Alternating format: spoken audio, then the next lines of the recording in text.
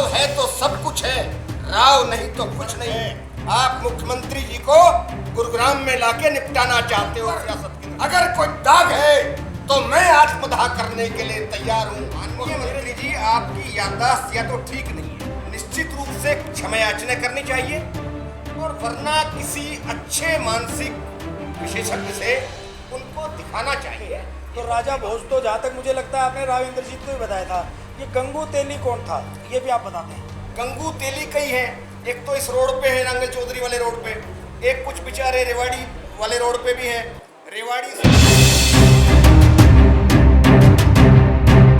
आज का जो विषय है, 5 दिन पहले हरियाणा के वर्तमान में बहुत सम्मानित मंत्री, हरियाणा में बहुत वजन है उनका, उन्होंने गुरुग्राम में हरियाणा के यशस्वी मुख्यमंत्री आदरणीय नायब सिंह सैनी जी की विकास रैली को आयोजित किया था। कोई रैली करे बहुत अच्छी बात, लेकिन वहाँ वो मेरे पास साक्ष्य हैं, वो प्रमाण हैं, वहाँ मुझे नहीं लगता कि अनजाने में हुआ ऐसा, लेकिन आदरणीय मंत्री जी, बहुत सम्मानित राव नरबीर सिंह जी, उन्होंने ये कहा कि बहुत सालों से, कई दशकों से दक्षिणी हरियाणा का मुख्यमंत्री हो, दक्षिणी हरियाणा का मुख्यमंत्री हो, कुछ तो ये बात कहते कहते चले गए और कुछ जाने को तैयार। मैं इस विषय में केवल एक शालीन आग्रह, एक प्रार्थना करना चाहता हूं माननीय मंत्री जी से। माननीय मंत्री जी, आपकी याददाश्त या तो ठीक नहीं है, बहुत सम्मान देते हैं हम आपको, और याददाश्त ठीक है तो आप अतीत को याद करिए। 1968 में रेवाड़ी जिला बाद में बना है, पहले ये महेंद्रगढ़ जिले का हिस्सा था, और राव वीरेंद्र सिंह जी दक्षिणी हरियाणा के नहीं, हमारे जिले के थे, मुख्यमंत्री बने। फिर ये बात कहां से पैदा हो गई? तो मैं समझता हूं माननीय मंत्री जी को निश्चित रूप से क्षमा याचना करनी चाहिए, और वरना किसी अच्छे मानसिक विशेषज्ञ से उनको दिखाना चाहिए। ये कोई बुरी बात नहीं है। देखो, दिक्कत मेरे साथ भी आ सकती है, किसी राजनेता के साथ भी आ सकती है। देखो, ये तो बीमारियां होती हैं।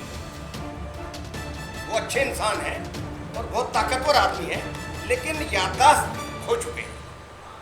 दूसरी बात ये, हरियाणा के मानचित्र में राव वीरेंद्र सिंह जी ने 1968 में, मैं आपको मुखातिब होकर बताना चाहता हूं, शालीनता से मंत्री जी को भी कहना चाहता हूं, विषम परिस्थितियों में, हालात ठीक नहीं थे, बिना किसी बड़ी ताकत के माननीय राव वीरेंद्र सिंह, जो आज भी न केवल दक्षिणी हरियाणा, न केवल हरियाणा, इस देश के लाखों लाखों किसानों, मजदूरों, गरीबों के आज भी दिलों में, आत्मा में समाये हुए हैं। उन्होंने अपनी बल पे, अपनी शक्ति पे, अपनी ताकत पे, अपने खुद के शौर्य से जो हरियाणा की कमान संभाली, माननीय राव नरबीर सिंह जी, अतीत और इतिहास कभी मिटता नहीं है।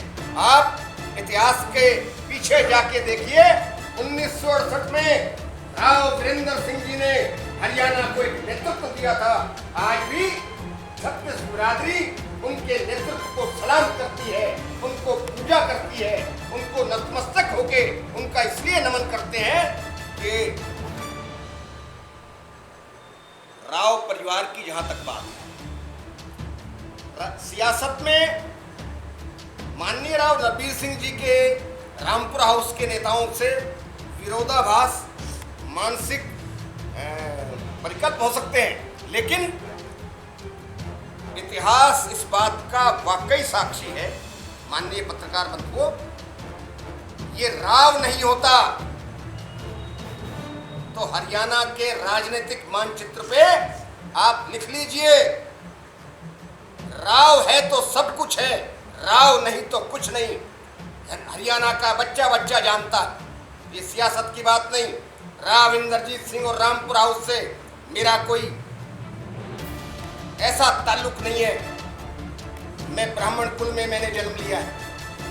राव साहब से मेरी आत्मीयता है वो केवल उनके कर्मों की वजह से है। आज रामपुर हाउस और राव इंद्रजीत सिंह अपने आप में नेता नहीं, राव इंद्रजीत सिंह अपने आप में एक अध्याय है। राव इंद्रजीत सिंह अपने आप में एक समर्पण की प्रतिमूर्ति है। राव इंद्रजीत सिंह हिंदुस्तान में मोदी जी के बाद अगर पूरे देश में ईमानदारी में किसी की चर्चा होती है, उनके विपक्षी भी राव साहब के हमेशा इस बात को तभी जबान से कहते हैं कि भाई राव साहब का ईमानदारी में कोई मुकाबला नहीं। आदरणीय राजनाथ सिंह जी जब उनकी सभा में आए थे, इतिहास इस बात का साक्षी है, उन्होंने हरी सभा में गुरुग्राम में कहा था कि 40 और 50 दशक 5 दशक से जो परिवार सियासत में हो और उनके दामन पर कोई दाग ना हो, ऐसा राजनीति में हमने परिवार नहीं देखा। ये स्वयं राजनाथ सिंह जी के बयान है जो आज भी अपने आप में एक पुख्ता सबूत है। दूसरी बात मैं आपको जो बताना चाहता हूं, अरे अपने व्यक्तिगत स्वार्थ में कोई व्यक्ति किसी पे आरोप प्रत्यारोप करे, प्रजातंत्र है, ये लोकतंत्र है, ये सबको अधिकार है। लेकिन मैं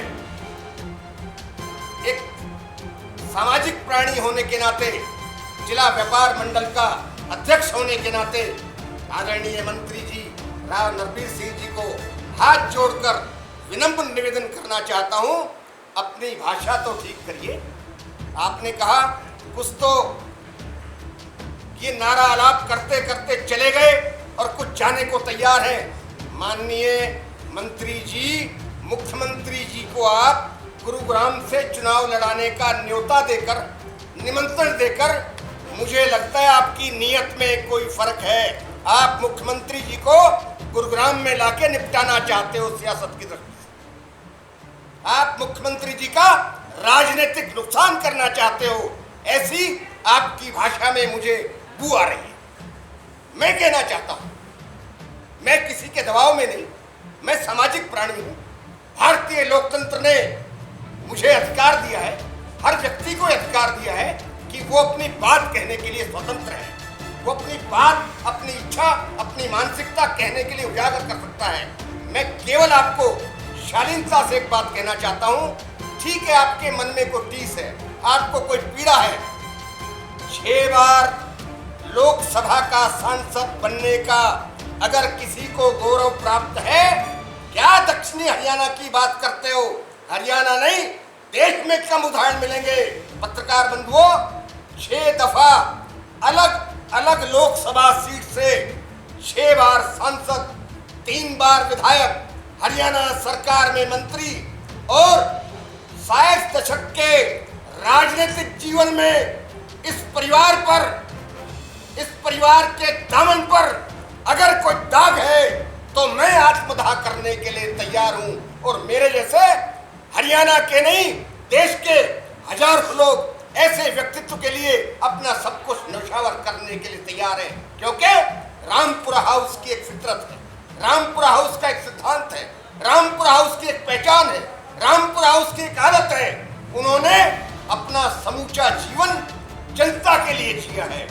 उनका सारा जीवन 36 बिरादरी के उत्थान के लिए है, 36 बिरादरी की प्रगति के लिए है, 36 बिरादरी के मान सम्मान के लिए है। वरना क्या आवश्यकता थी, क्यों कांग्रेस छोड़कर गए, क्यों भाजपा में आए? इतिहास इस बात का साक्षी है। देश की पूर्व प्रधानमंत्री श्रीमती इंदिरा गांधी जब राजनीतिक संकट से घिरी हुई थी, समूचे देश में उनका कोई पैरोकार नहीं था, उनको कोई संभालने वाला नहीं था। स्वर्गवासी राव वीरेंद्र सिंह जी उस समय बहुत बड़ी शोहरत रखते थे। इंदिरा जी को किसी बहुत सूझबूझ वाले व्यक्ति ने कहा, इंदिरा जी अगर सियासत में वापसी करनी है, अगर राजनीति में डंका दोबारा से बजाना है, तो इस देश में केवल राव वीरेंद्र सिंह वही आपकी पुनर्वापसी कर सकता है। उसका परिणाम है वो रेवाड़ी में अपने राजनीति के पुनर्वास के लिए राव वीरेंद्र जी की शरण में आई और राव वीरेंद्र जीत सिंह जी ने उनको ऐसा लाखों की रैली करके ऐसा संदेश दिया, एक ऐसा पैगाम गया, एक ऐसा पॉलिटिकल मैसेज गया कि इंदिरा जी आपातकाल के बाद बड़े भारी बहुमत से प्रधानमंत्री बनी। ये इतिहास कभी छूटता नहीं। तो मैं तो अंत में यही कहूँगा, माननीय मंत्री राव नरवीर सिंह जी, एक बात और बताऊँ आपको, ये शहीद स्मारक की बात आपने विधानसभा में चर्चा किया था। हमारे नारनौल के यशस्वी विधायक ओम प्रकाश यादव जी ने जब आपसे प्रश्नकाल के दौरान पूछा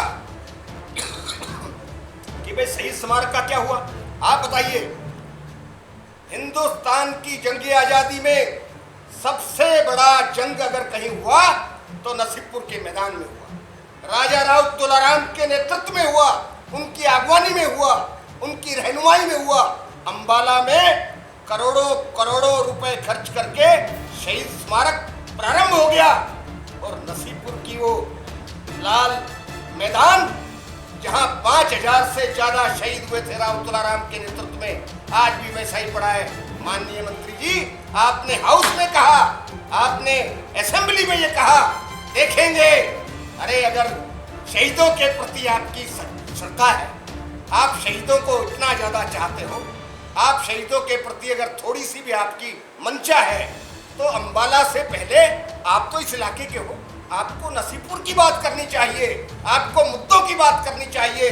बेशक आपके राजनीतिक टकराव हो सकते हैं राव इंद्रजीत सिंह जी से, क्योंकि जब तक राव इंद्रजीत सिंह है ईमानदारी पैदा रखेंगे, उसमें आपको कहीं दिक्कत आ रही है तो मुझे नहीं पता। इन्हीं शब्दों के साथ मैं सभी भाइयों का बहुत बहुत धन्यवाद करता हूं। बहुत बहुत आपको एक सवाल जी, आपका भी एक बयान सोशल मीडिया पे काफ़ी वायरल था कि कहाँ राजा भोज और कहाँ गंगू तेली, तो आप राव इंद्रजीत के मंच पर उस वक्त मौजूद थे। तो राजा भोज तो जहाँ तक मुझे लगता है आपने राव इंद्रजीत को भी बताया था कि गंगू तेली कौन था, ये भी आप बता दें। गंगू तेली कई हैं, एक तो इस रोड पे है नांगल चौधरी वाले रोड पे, एक कुछ बेचारे रेवाड़ी वाले रोड पे भी हैं। रेवाड़ी से 1987 में, हिमांशु जी आपके प्रश्न का जवाब दे रहा हूँ, चौधरी देवीलाल जी के आशीर्वाद से एक मदारी एमएलए बन गया था। मदारी, अच्छा, नाटकबाज, वो केवल जो देवीलाल के राव वीरेंद्र के आशीर्वाद से बन गया था। पीछे वो भी यूं कह रहा था कि भाई क्या है रामपुर हाउस, क्या है राव इंद्रजीत सिंह। अरे भले आदमियों, सोचना चाहिए आपको। फिर इस रोड वाले जो लोग हैं उनको भी सोचना चाहिए। अरे भाइयों, आपने परिवार को डेवलप कर दिया, अच्छी बात है। आपने क्या साठगांठ की, आपने क्या एडजस्टमेंट की, ये लोग भी जानते हैं। मतलब एक छोटे से गांव में, एक छोटी सी ढाणी में एक ही परिवार काबिल है क्या? बाकी दक्षिणी हरियाणा के हजारों माताओं ने जो लाल पैदा किए हैं वो कोई योग्य नहीं है। आईएएस बने तो ढाणी में बने, आईपीएस बने तो ढाणी में बने, और कोई अधिकारी बने तो ढाणी में बने, और कोई भाई चुनाव हार जाए तो कहते हैं दोष राव इंद्रजीत सिंह का। अब भाई मान लो मांचू जी, अब किसी के मान लो किसी के मान लो कोई वैसे शारीरिक तकलीफ हो जाए, उसमें रामपुर हाउस का क्या योगदान है? आपका इशारा डॉक्टर अभय सिंह के परिवार की तरफ है, वो अंदाजा लगाइए आप। Thank you.